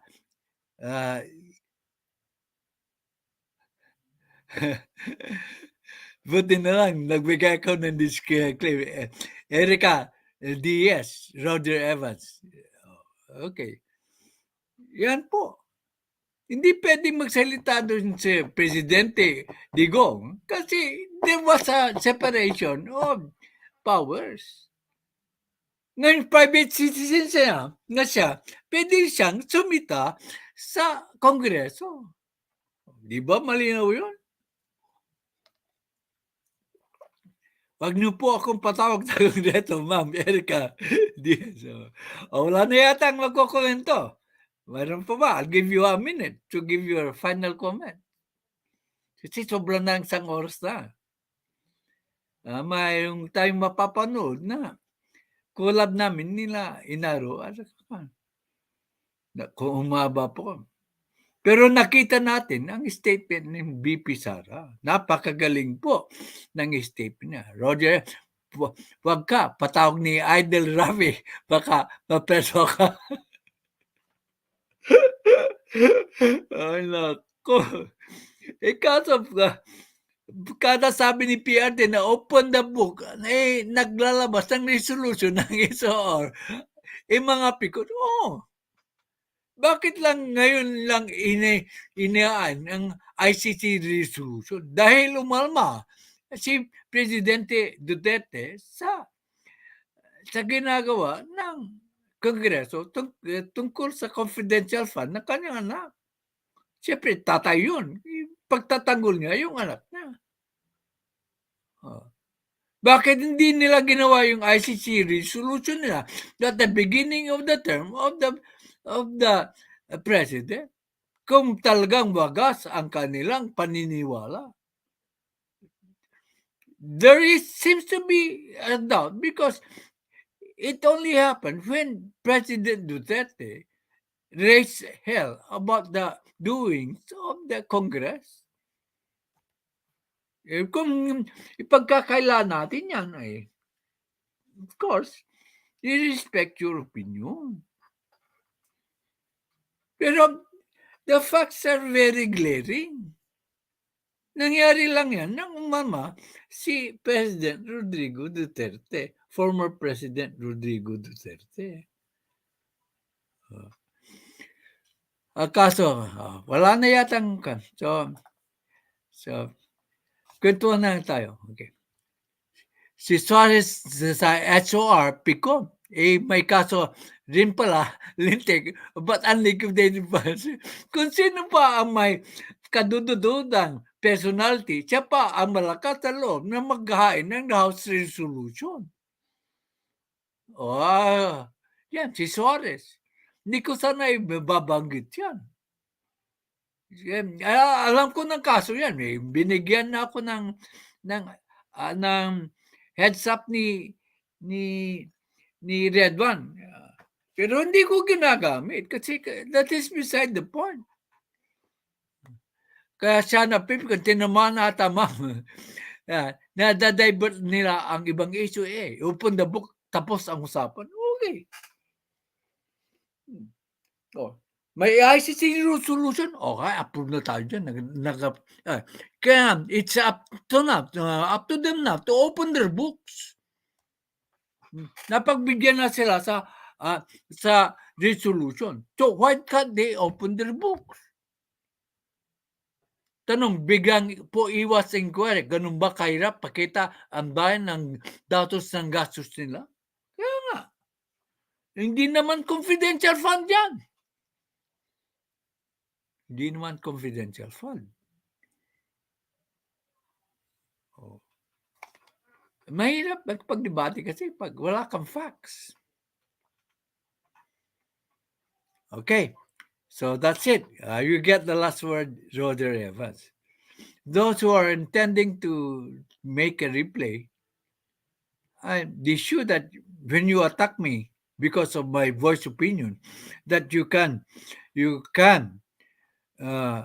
defend your opinions, because I will be discussing your negative opinions in my succeeding LS. The next LS is about the collaboration of me, Inaro, and Jax. Hindi nakipag-collaborate si Takero sa amin ngayon. Ewan ko kung bakit. Salamat po, Tay. Please come back to your former LS time. Please, maybe better for you. I will not do that. Roger, maski walang manood sa akin, I will always honor my commitment na pagbigyan ng mga dating members ko, yung mga members ko na half my slot. Kaya nga, hindi ko ilalad yung disagreement dito sa LS ko. I will not retaliate. Hindi ko gagawin yung mag-retaliate sa LS ko. Wala akong masamang tinapad sa dating mga members ko, sa mga members ko tungkol sa time slot. Kung mayroon man kaming diskusyon, private po yun. Hindi dapat ilahad sa LS. Yung tampuhan in private should not be divulged sa LS ng sino mang vlogger. Okay.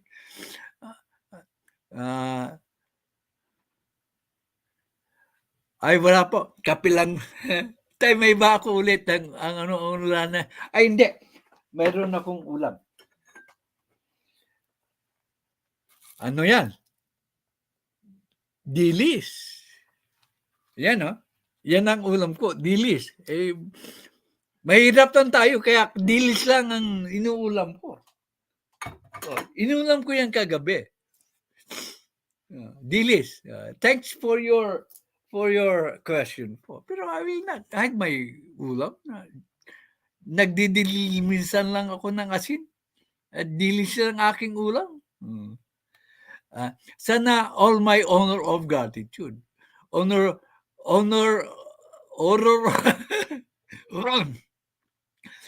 of gratitude lang, Idol Red One, kay Aurora. Sarap, yan, Tatay Jack. First, okay. Di ka nag-isa. Dilis din ang ulan ng kaso presyong dolyar. Ang dolyar ito. Okay. Hindi tayo dapat mahiya sa kinakain natin. Maski 4 months meal yung ating kinakain. And pinakita ko sa iyo ang ebidensya, Erika Buds. Kasi hindi naman ako mayaman. Struggling to survive nga. Yung pabablog ko takes me several hours to prepare, pero I get 35 cents per episode. Kaya, why will I go back to my original time? Mag-i-increase ang income ko by $1 per episode. Hello, Sir Well. Nandito ba si Ruel? Oh, good. Nakaabot ka. Ayan, si Ruel. Kanina, I'm sorry, Ruel, sa nangyari ng isang live stream ko. I will not tolerate kasi yung pag-atake ng personal. Ginamit na word na sinungaling. I'd rather end my LS kung ang mga nanonood sa akin ay walang disiplina. Di ba, Ruel? Maski nagbabangayan tayo dun sa LS ko, pahusay naman ang ating diskusyon. Si Sir Ruel, red one. Dan subs ma'am, Erika Buds. Okay. Red one. Mayroon ka bang channel, Erika Buds? Sarap dilis tatay. Hello, Sir Red one. Masarap yan. Tay, ulam namin. Shout out po. Roger M. Salamat pag-sub sa channel kong tamad na mag-upload. Mag-subscribe din ako sa iyo. Sa iyo, Erika. Late kata si RN2 isang magaling. Magaling po na mag-analyze siya. Namimiss ko. Manood ka mamaya yung sa collab namin ni what they call ni Inaro Stories. It's me against them. Magagaling silang makipag-argue. Pero ikumpara mo naman ang pakipag-argue ko. Ako, dahil to ay public, wala sa akin yun. I will stand to the truth. And what is proper? Correct. Kaya mahal na mahal ka namin dito. Hindi ka namin, iniagrabyado ka ba namin, Ruel? Nagiging exciting nga yung LS ko pag nandun ka kasi kontra ang opinion mo sa akin. Yung iba hindi maintindihan na pag kumontra, para bang nagagalit ako. Hindi. We respect your opinion. Lily Ragasa, hello, Red One. Red One, RN2 said, hi, Miss Lily Ragasa. Hello, RN2 said, work mode mo pa? May trabaho ka pala. Roger Evans Megal, thanks Tatay Jack for fun lang yung YT channel ko. Alam na monetization. Kung may passion kang mag-YT, why not? Go on with it. Passion ko itong political blogging. Dan dikit. Dikitin niyo po si Erika Buds. Erika Buds. Sandali. Didikit ako sa'yo. Sandali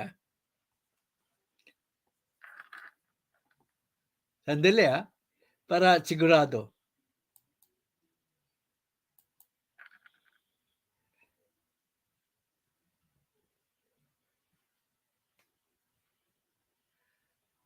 Ay, subscribe na pala ako sa'yo Erika, subscribe na ka pala. Last video mo is Twilight Zone. 4 months ago. Subscribe na po ako sa'yo. Erika Buds. Sira mo. Kayang-kaya kong kasi meron akong nakapag-subscribe na pala ako sa iyo, Erika. Okay. Kaso isa lang yung video. Yeah, I think so. You already did, Tay. Salamat po. Okay. Si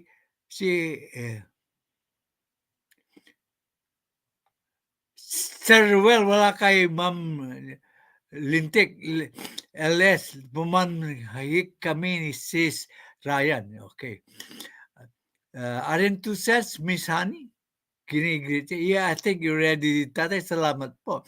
Teki na si Tatay, alam na niya kailan siya nag-subscribe. Okay? Natututo ka rin na content rito pag nagbablog ka. Kaya nga, minsan, salamat sa aking misis na minsan may thumbnail na ako. Dati wala. Ang hirap tayo na... So, Merry Christmas in advance sa inyong lahat. Okay? So, nandun ako kanina, mga 1 hour long, busy kasi, sabi ni Ruel Lengahan.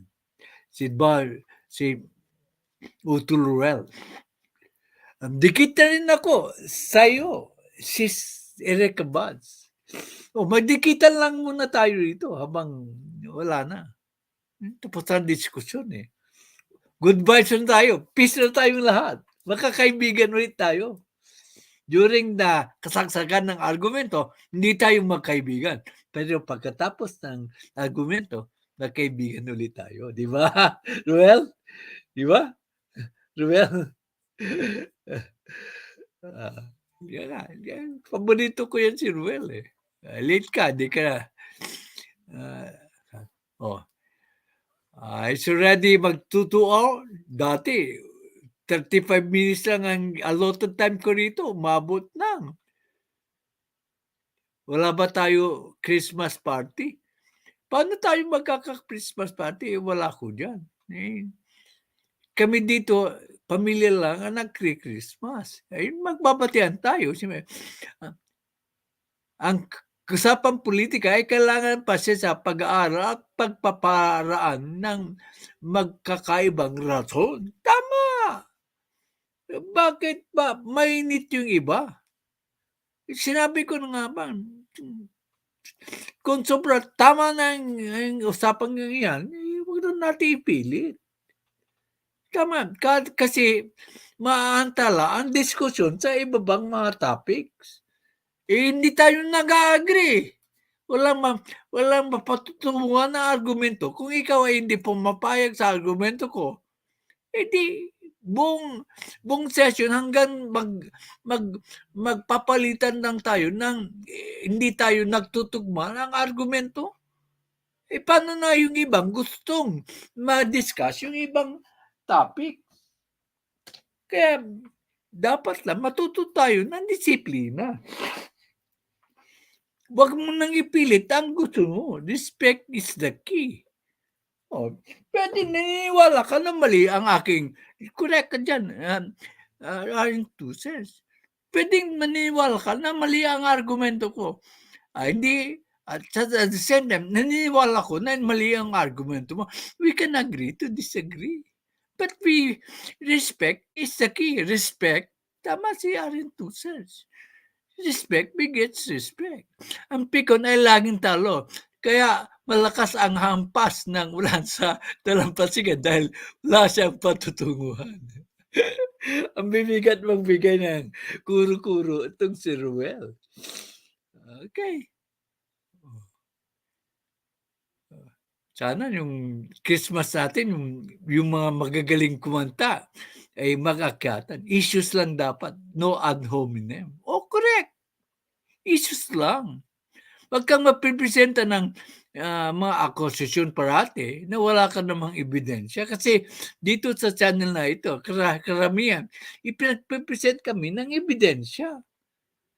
Before we tackle the issues, we present evidence to back up our contentions and arguments. Okay. Tinignan ko sa Google kung mayroon ng Jack Fernandez o Jacinto Fernandez. Wala akong mahanap. Ibig sabihin, Hindi pa ako kilala ng Google, ng website. Naku. Hindi ako kilala. Kayo nga, i-Google nyo. Ang sarili nyo kung nandun kayo. Agree, Red One. No. Dito po, gusto ko magiging magkaibigan tayo sa lahat ng mga subscribers ko. Although, magkaiba ang pananaw natin. Huwag magtitirahan. Huwag magbabati ko sa isa. Always on the issues lang po ang ating basihan. Pagkatapos, mali man ang ating pananaw o mali, tama ang pananaw nila pero hindi tayo naniniwala, let it be. Nag-google ko name ko, this user. This user does not exist. Oh, tignan nyo. I-google niyo yung mga pangalan niyo. Kung matagal, ako nga, mayroong Jacinto Fernandez, pero doktor. Doktor yung Jacinto Fernandez, hindi ako yan. Kung papasok, usapin po natin, we must be equipped with, hindi dapat puro paniniwala sa in a particular policy. It's correct again. Hindi tayo kilala ng mga yan. Ang gagaling ng mga punto ni Ruel Lingahan. Parehas, parate kaming makakontra ng opinion yan. I am enjoying our conversation. Magkumustahan na lang tayo. Magbibigay ng mga kuro. Roller Evans, Arin 2 cents. Who are you? Sabi ko, who are you? Ginugulo mo ba yung sa'yo? Arin 2 cents? Roder Evans, idol Arin 2 cents. Baka i-google nyo ha. Right. I-google kita. Hindi ka kilala, Google tayo, pero si Sara malapit na makilala. Okay. Ay, nako. Sana. Kasi importante na yung mga taong pinaniwalaan natin ay alam natin kung ano ang kanilang personalidad. Okay. So, it's almost 2 hours. I'll say my goodbye to everyone.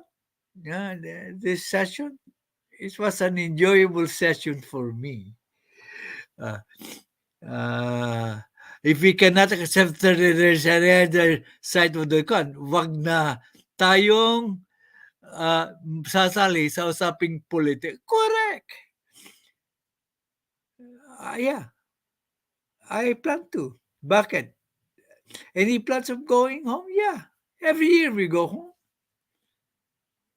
I will do my vlogging doon. You just know na I am doing my vlogging sa Mandaluyong. Okay. Sa Baguio at sa Kabinmale. Those are the 3 places na I will be doing my vlog once we go home to the Philippines. Sabi ng misis ko, wag kong i-announce kasi being a vlogger, there is always a threat sa life daw. So, natatakot siya dun sa nangyari, dun sa vlogger na pinatay sa kwan. Pagdating sa usapan, wag tayo maging idol. May nasa isip na agad nasagot bago magtanong. Sutil ka talaga, Roger.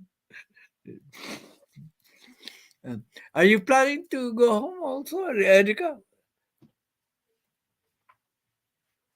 Nga.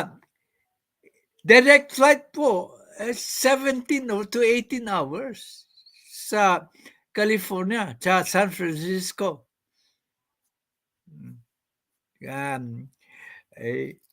Masyado na malaki ang gastos namin sa travel expenses. Travel expenses yan. For the last 16 years yata, taon-taon kaming umuwi dyan. Taon-taon kaming umuwi sa probinsya, sa Pilipinas. Sa Sa Pilipinas, ang main domicile namin ay sa Mandaluyong, sa Twin Oaks. Sa Pangasinan, sa Binmalay. And then we have another place in, not our place, but yung mga relatives namin sa Baguio City. Mula New York po, plane ticket, napakamahal. I could understand. Kasi East Coast yan. Sa amin sa West Coast, mahal. Kung gusto nating maging marunong, matuto tayo makinig muna at matanong, correct again.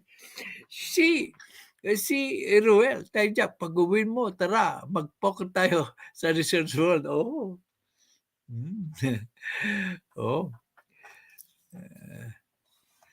We'll talk about it later. Okay. So, tapos na po. Unless yung makipagkuntaan, gusto niyo pang malaman na iba? Okay. Kung wala na po, bye-bye na lang. Bye-bye. Huwag na kayong mag-comment dyan. Pero, bye-bye kay Ruel. Bye-bye kay Red One. Bye-bye kay Erica. Bye-bye kay Roger. Bye-bye po, Winsell Prices. Bye-bye po, RN 2 cents. Bye-bye po, wala na. Lily Regasa from Aloha, bye-bye po. Say Red One.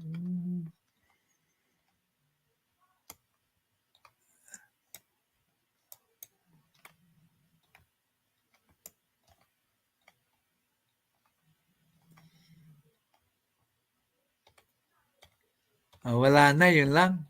Si Vincent Paises, bait na. Subscriber ko yan, si Vincent Paises.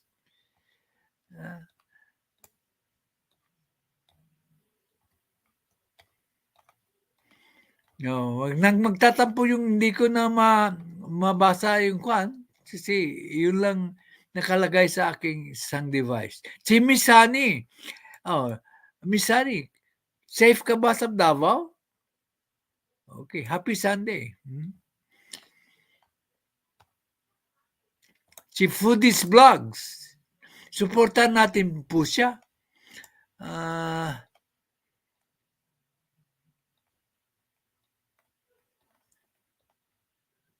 Si Darlene Vlog. Good evening po. Bago po yan sa akin. Kaya supportan din natin siya.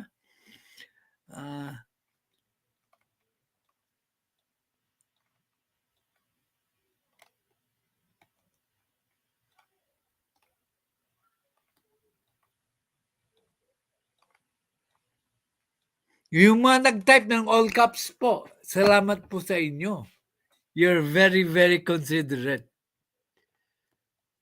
Food is life blog, na-mention ko na.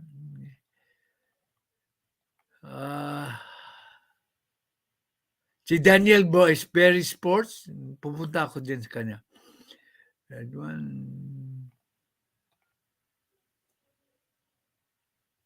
Wala na. Sa new comments. God bless all. Si Lily Ragasa said, God bless all. Magkaibigan tayo ulit. Ma'am Lily, ha? Opinion ko lang yun. You're entitled to your opinion po. Okay. Bye. I love you all. And it's sim ko na.